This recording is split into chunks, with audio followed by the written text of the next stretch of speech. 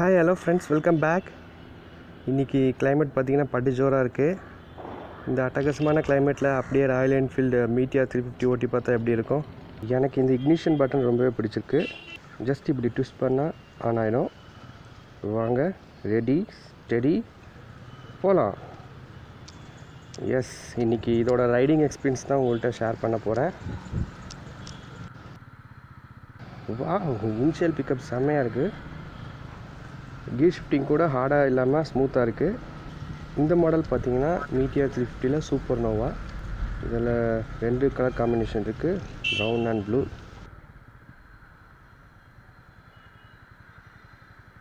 Bike ideal பொசிஷனில் இருக்கும்போது இதோட எக்ஸாஸ்ட் நோட் ரொம்ப ஸ்மூத்தாக இருக்குங்க.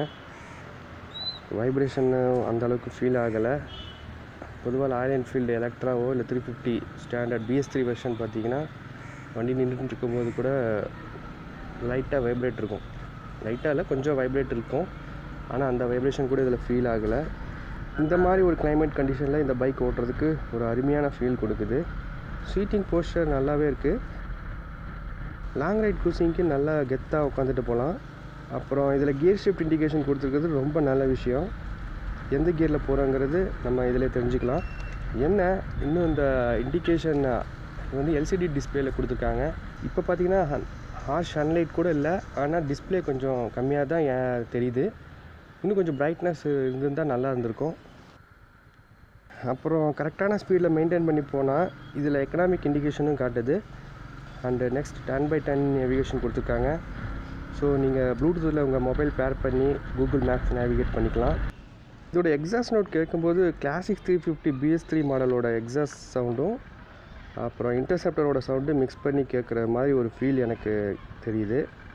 எஸ், BS3 தம்ப் நோட்டு நல்லா ரைஸ் பண்ணும்போது கேட்குது. அண்ட் ஸ்லோ டவுன் பண்ணும்போது இன்டர்செப்டரோட தம்ப் நோட் கேட்குது. பொதுவாக ராயல் என்ஃபீல்டு பைக்கில் வைப்ரேஷன் தான் மெயின் கன்சர்னாக சொல்லுவாங்க. ஆனால் இதில் வைப்ரேஷன் நல்லா கண்ட்ரோல் பண்ணியிருக்காங்க. என்னோடய எலக்ட்ரா பார்த்திங்கன்னா BS3 மாடல். ஸோ அதை ஓட்டிட்டு இதை ஓட்டுறதுனால எனக்கு நல்ல டிஃப்ரென்ஸ் தெரியுது. முக்கியமாக இதில் ஆல் நியூ ஏர் ஆயில் கூல்டு இன்ஜின் கொடுத்துருக்காங்க. இன்ஜினில் நல்லா ரிஃபைன்மெண்ட் பண்ணியிருக்காங்க. அதனால் வைப்ரேஷன் லெவல் கம்மியாக இருக்குது. ஃப்யூச்சரில் கிளாசிக் அண்ட் ஸ்டாண்டர்ட் பைக்ஸ்லையும் இந்த இன்ஜின் கொடுத்தா நல்லாயிருக்கும். பவர் டெலிவரி நல்லாவே இருக்குது. இனிஷியல் லெவல் பிக்கப்போ இல்லை மிட் லெவல் பிக்கப்போ நல்லாவே இருக்குது. அந்த பவர் டெலிவரி ஆகுறது நல்லா ஃபீல் ஆகுது. வாங்க கொஞ்சம் மேக்ஸ் ஸ்பீட் ட்ரை பண்ணி பார்க்கலாம். ஃபுல் த்ராட்டில் கொடுக்குறேன். 80 ரீச் ஆயாச்சு. 100 டச் பண்ணியாச்சு. விண்ட்ஷீல்டு இருக்கிறதுனால ஸ்பீடாக போகும்போது எதிர்காத்தில் இருந்து ப்ரொடெக்ஷனாக இருக்குது. ஸோ லாங் ரைடுக்கு இந்த விண்ட்ஷீல்டு நமக்கு டயர்ட்னஸ் அதிகமாக ஏற்படுத்தாது. இந்த மாதிரி சுச்சுவேஷனில் ரைடிங் எஃபர்ட் ரொம்பவே நல்லா இருக்குது. 100 டச் பண்ணிட்டேன். அதுக்கு மேலேயும் ஃபுல் பண்ணலான்னு பார்த்தேன், ஆனால் ரோட்டில் டிராஃபிக் சுச்சுவேஷன் சரியில்லை. 100 டச் பண்ணும்போது தான் லைட்டாக வைப்ரேஷன் ஃபீல் ஆகுது. ஆனால் BS3 வெர்ஷன் கிளாசிக் அண்டு ஸ்டாண்டர்டில் கம்பேர் பண்ணும்போது இதோட வைப்ரேஷன் கொஞ்சம் கம்மியாக தாங்க இருக்குது. திரும்ப வைப்ரேஷன் பற்றி சொல்கிறேன்னு நினைக்காதீங்க. எனக்கு ஃபீல் ஆனதை வச்சு தான் நான் சொல்கிறேன். பர்ஃபார்மன்ஸில் குறையே இல்லை. Initial, mid and top level pickup நல்லாவே இருந்துச்சு. அப்படியே பைக்கை ரோட் சைடில் பார்க் பண்ணிவிட்டு உங்களுக்கு அப்படியே சுற்றி ஒரு 360 டிகிரி ரிவ்யூ காட்டுறேன்.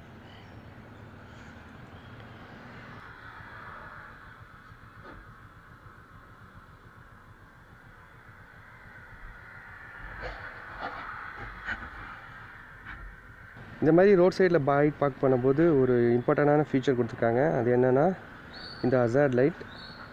இந்த ஹசார்ட் லைட் எதுக்கு யூஸ் ஆகுதுன்னா, ரெய்னி கண்டிஷனோ இல்லை உங்களுக்கு வண்டி ஏதாவது பிரேக் டவுன் ஆகிடுச்சோ அந்த மாதிரி டைமில் இந்த ஹசார்ட் லைட் ஆன் பண்ணிங்கன்னா பின்னாடி வரவங்களுக்கு ஒரு சேஃப்டியாக இருக்கும்.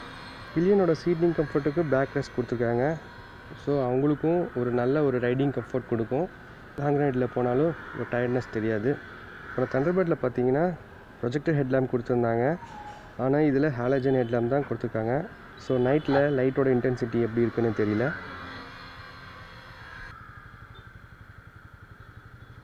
அண்ட் சேசிஸ் பார்த்திங்கன்னா twin down tube spine frame கொடுத்துருக்காங்க.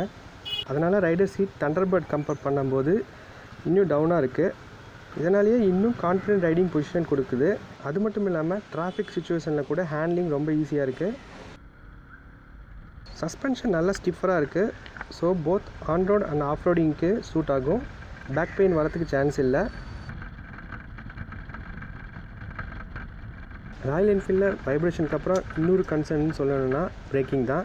இதில் டியூவல் சேனல் ஏபிஎஸ் கொடுத்துருக்காங்க. இப்போ ஓட்டுன வரைக்கும் பிரேக்கிங்கில் எதுவும் ப்ராப்ளம் இல்லை.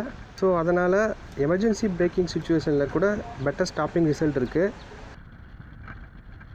இன்ஜின் ஹீட் அவ்வளோவா ஃபீல் ஆகலை. பாருங்கள், ஹேண்டில் பார் நல்லா வைடாக இருக்குது. ஸோ மெனூரிங் ரொம்ப ஈஸியாக இருக்குது. இந்த மீட்டியர் 350 3 வேரியண்ட்டில் லான்ச் பண்ணியிருக்காங்க. Supernova, Stellar and Fireball. ஏற்கனவே ஃபயர்பால் வேரியண்ட்டோட வாக் அரவுண்ட் ரிவ்யூ நம்ம சேனலில் போஸ்ட் பண்ணியிருக்கேன். பார்க்கலைன்னா மேலே ஃப்ளாஷ் ஆகிற ஐகார்டை கிளிக் பண்ணி பாருங்கள். டிஸ்கிரிப்ஷன்லேயும் லிங்க் கொடுத்துருக்கேன். Supernova variant on road price சென்னையில் பார்த்தீங்கன்னா 2,15,000. அண்ட் அது மட்டும் இல்லாமல் மேக் இட் யுவர்ஸ்னு ஒரு ஆப்ஷன் கொடுக்குறாங்க. அது என்னென்னா, உங்களுக்கு பைக் எப்படி வேணும்னு நீங்களே கஸ்டமைஸ் பண்ணிக்கலாம். இது பற்றின டீட்டெயில்ஸ் தெரியணுன்னா nearest Royal Enfield showroom visit பண்ணுங்கள். ஆர் ராயல் என்ஃபீல்டு அஃபிஷியல் சைட்டை போய் பாருங்கள். ஓவராலாக அதே சாலிடாக better riding comfort, better performance with improved features கொடுத்துருக்கிறது ரொம்பவே வரவேற்கத்தக்க விஷயம். நீங்களும் இந்த பைக்கை ராயல் என்ஃபீல்டு ஷோரூம் போய் டெஸ்ட் ரைட் பண்ணி பாருங்கள். உங்களுடைய ரைடிங் எக்ஸ்பீரியன்ஸ் எப்படி இருந்ததுன்னு கீழே கமெண்ட்ஸில் சொல்லுங்கள். மீண்டும் உங்களை அடுத்த வீடியோவில் சந்திக்கிறேன். நன்றி, வணக்கம்.